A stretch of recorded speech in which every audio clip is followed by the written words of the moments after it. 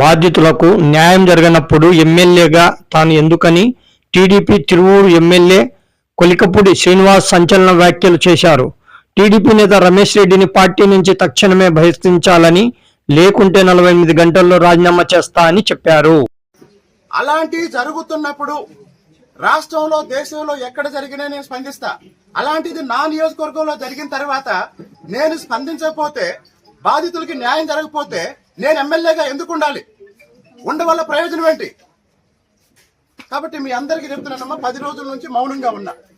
నేనే అందరికీ చెప్తున్నా, పార్టీ దృష్టిలో పెట్టాం, నాయకులకు చెప్పాం, చర్య తీసుకుంటారు, కాస్త ఓపిక పట్టండి. నేను వ్యక్తిగత స్థాయిలో స్పందించడానికి నాకు నిమిషం పట్టింది.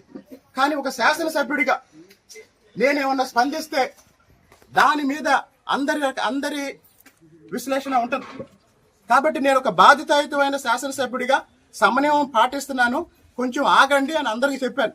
ఇంత దారుణం చేసిన రమేష్ రెడ్డి మీద పార్టీ నాయకత్వం చర్యలు తీసుకుంటారు.